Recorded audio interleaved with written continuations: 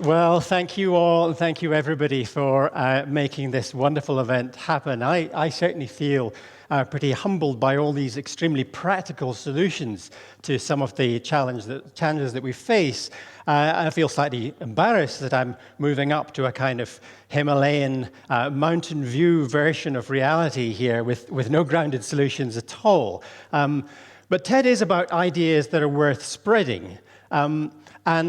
What I want to argue here is that although happiness seems like a kind of huge and unwieldy, kind of impossibly stratospheric, mountaintop kind of idea, the kind of thing that you perhaps experience up there in the mountains, that you perhaps think about and feel that you understand in a different way when you've got a grand panoramic view like that. Most of us actually feel that happiness is actually pretty tricky to talk about, and it's one of those ideas that has spread, and then it's kind of unspread.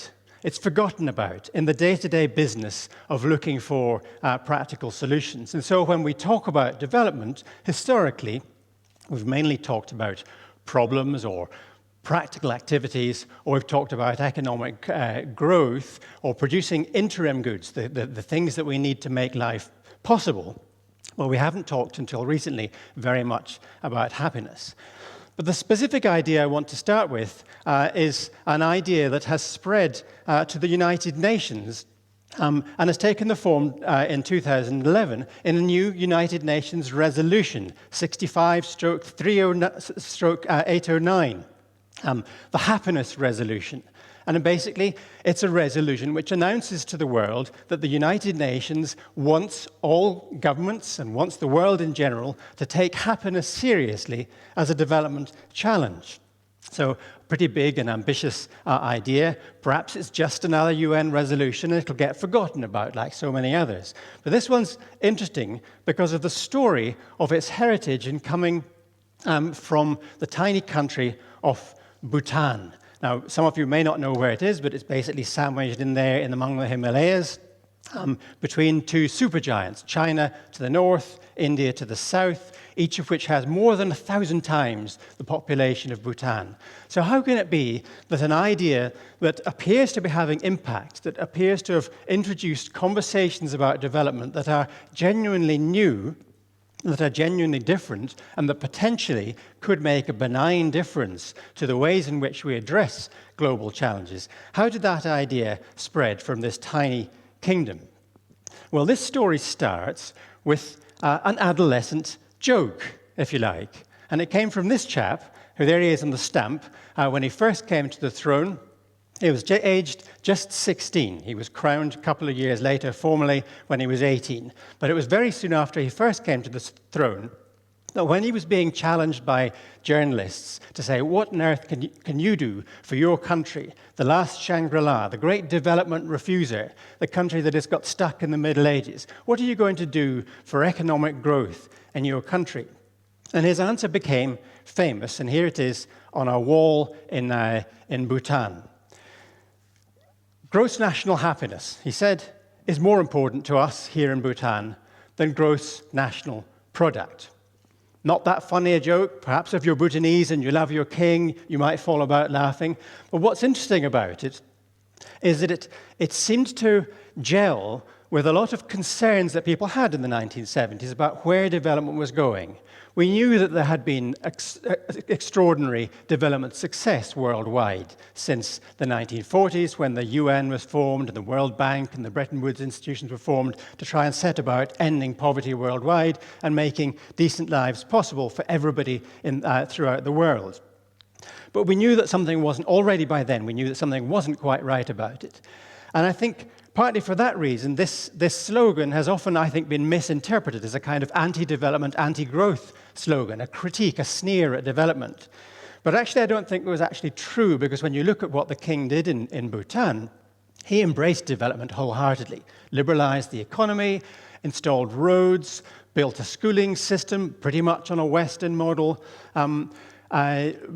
put in primary health care countrywide, and so on. And by the end of his reign, when he handed over the monarchy simultaneously to his son, but also founded the new parliament, so it became a constitutional monarchy, Bhutan, the tiny country of Bhutan, was one of the fastest growing economies in the world, and he had added 20 years of life expectancy to the life of his population. He hadn't ended poverty. It wasn't all sweetness and light. There were troubles along the way. Anyone who knows about the refugee problem in Nepal will know that it wasn't a perfect reign. But he did all kinds of good things for the economy of his country, and he certainly wasn't anti-growth.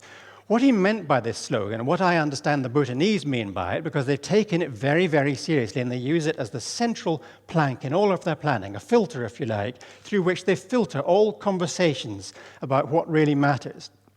What he meant was that development should be holistic, that we should attend not just to the removal of harms and the production of material goods, we should attend not just to survival, but we should attend to our traditional culture, to the sense of feeling at one with our beautiful environment. And by the way, Bhutan has some of the biggest areas of forest cover anywhere in the world. He also felt we should attend to our spiritual wealth. Now, I don't particularly believe in spirits myself, but I sort of know what they mean, that it's something to do with feeling at one with the world, at one with the people around you, able to relish and enjoy traditional culture in a way that perhaps has been decimated in countries that have embraced development in different ways than happened in Bhutan. So I think it's a pretty good success story in Bhutan. But I can't leave the king of Bhutan without pointing out his own personal success story. Shortly after he made that joke, it seems to have worked because he got married, not just to one queen, but to four queens, four sisters. A little bit by Bing Crosby marrying the Andrews sisters, or Bex marrying the Spice Girls. So this is a classic story of an idea that went viral, that started perhaps with a whisper in the flags, the prayer flags of Bhutan, that flapped its wings and spread around the world and ended up marching proudly up through those national flags, the United Nations in New York, which ended up with this resolution on the idea of let's do development differently by putting happiness central to our development ambitions. Okay, so there, if you like, is the idea that went viral, that came from the global south and moved to the north, and is now certainly being taken very, very seriously by most of the major governments of the world, and increasingly being taken seriously by the media and by scholars and so on. You can hardly fail to have noticed that happiness is not just discussed as a kind of advertising slogan anymore nowadays. It's taken seriously by scholars and governments.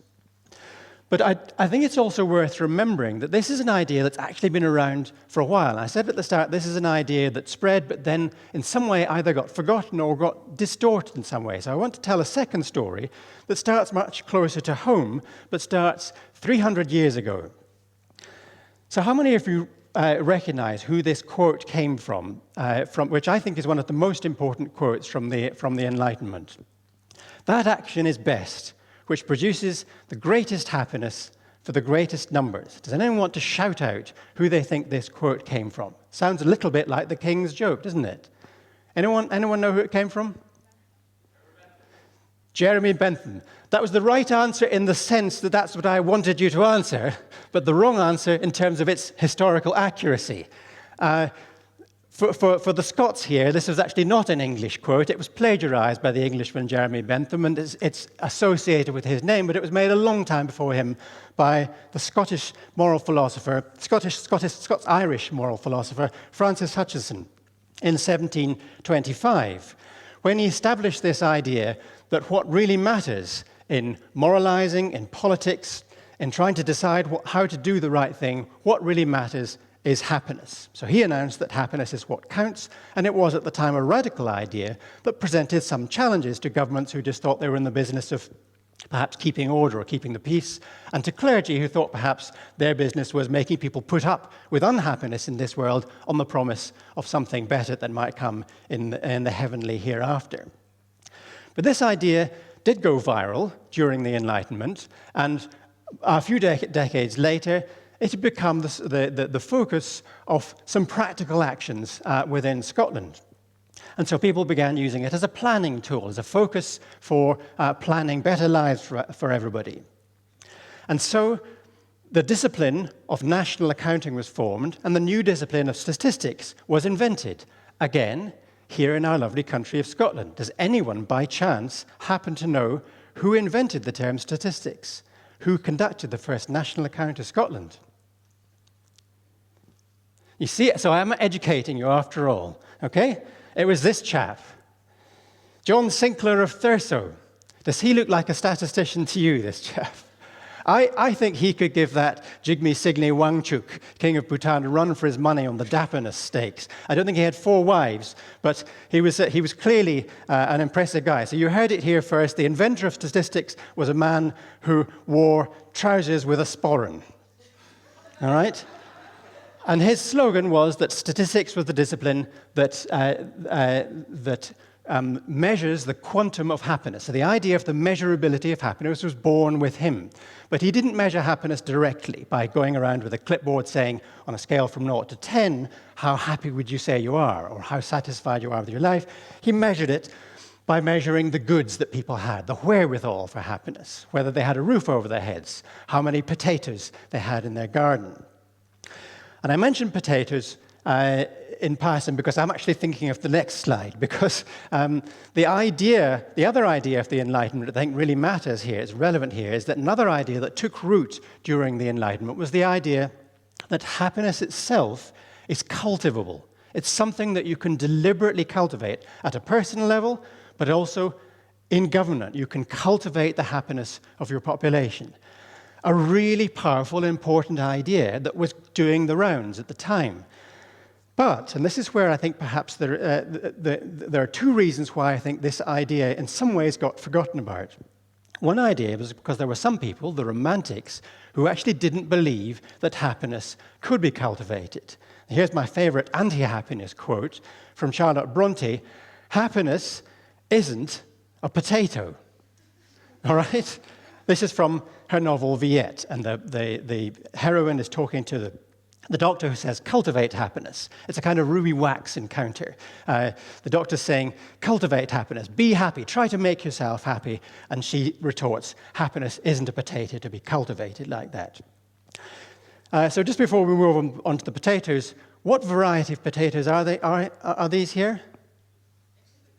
There's a clue in the name. Get with it, get with it. These are Charlotte potatoes. For goodness sake. It is getting later. It is getting later in the day.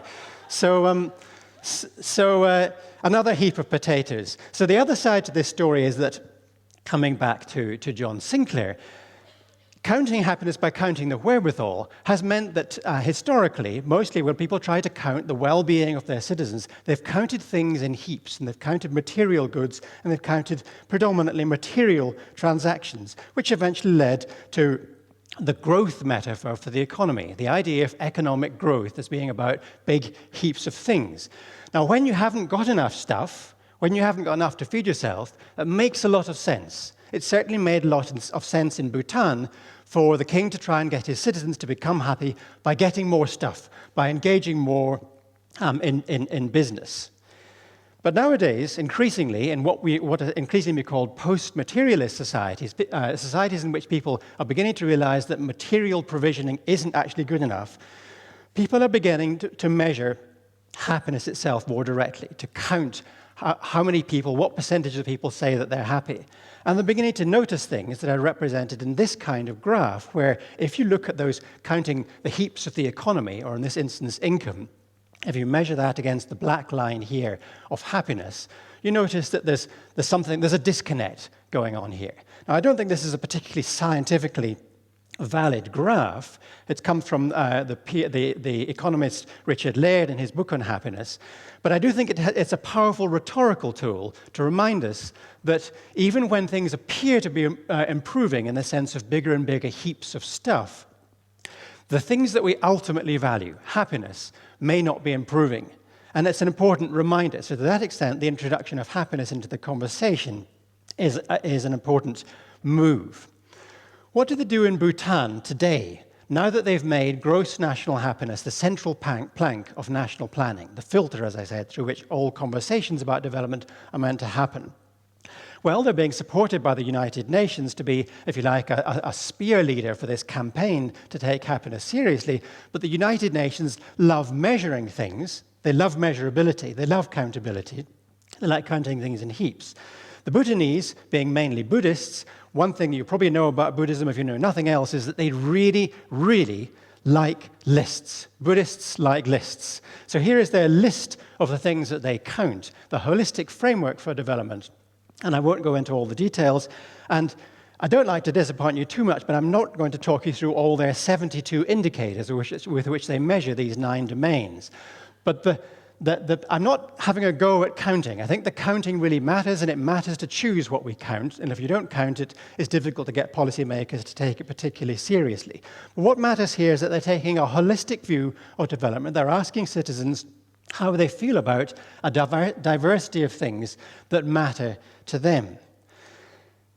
But although I said I'm not having a go at counting, I do worry whether this obsession with the countability of the economy, with the countability of good things, and with the idea of measuring happiness, we're not forgetting perhaps something that was there in that King's joke, the joke about gross national happiness versus gross national product.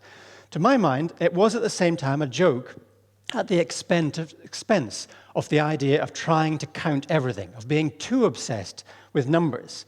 At the end of the day, what seems to matter to me about putting happiness into the conversation is that happiness is not a countable thing. I believe it's cultivable to some extent. So I don't quite agree with Jane Austen's happiness isn't a potato joke. But I do believe that it's better seen, more usefully seen as a kind of conversation, as a way of interacting. And so my optimism about what I call the happiness lens is that it will introduce a variety of good things into conversations about global challenges that aren't there unless we keep reminding ourselves what development is for. There's a positivity reminder here. Happiness is a reminder that what really matters to people is not just to survive, not just to heap up a load of income or goods or potatoes, whatever it might be, but it's to live really well, to enjoy life to the full. If we do that, we're treating our citizens or our pupils or anyone that we engage with empathetically. We're asking them about how they feel about their lives as a whole, or how they feel about some particular aspect of development. That, to me, is an empathetic approach to development. We've seen that the Bhutanese version also includes holism, looking at all different domains of development and how they fit together. And it's also a lifespan perspective. When you ask somebody about happiness, it's asking them about their trajectory of their lives, their past, their present, and their future, how their life is panning out for them. If we make all those changes, if we take all those steps in changing how we think about development, at the end of the day, I believe that we will become more transparent. We'll be more transparent to ourselves about why we think that we're doing things. But as governments or as teachers or whatever else, we will be more transparent to other people about what we think the purpose of development is and how we think our activity is going to play a significant part in bringing that about. So, back to that mountaintop view and looking at the panorama, I introduced it with the title Peak Happiness. I leave with the question of whether happiness has peaked. Some people think that although perhaps we live in the happiest era ever, with 7 billion people on the planet, most of them, despite what Ruby Wax might say, appear to report themselves as happy, and we have no good reason to believe that the majority of humanity is not living at least moderately happy. Some people, nonetheless, have a deep sense of fear about the future. They think that at the other side of the mountain, there's going to be some real trouble. My optimism about the happiness lens is that part of our way out of trouble will be thinking about development differently, not thinking it about heaps and about greed and about overconsumption, but thinking about what really makes life worthwhile. And so many of the goods that we value, as we've seen today, hugs, love, attention, empathy, going for a run, these don't cost the earth. They really don't. So the possibilities for a really, really good future seem to me, in not just addressing those grounded solutions, but also thinking about the big picture in terms of happiness. And I want to finish, by the way, since I'm supposed to be an expert in happiness, you'll want to know from me, won't you, the secret of happiness. Do you think I've got it? You can buy books around the corner which will offer it to you for $2.99, and then they'll have 25 secrets. But I'm going to finish by offering my secret to happiness, which I found in a poster on the wall. I think will leave you pondering. Thank you very much.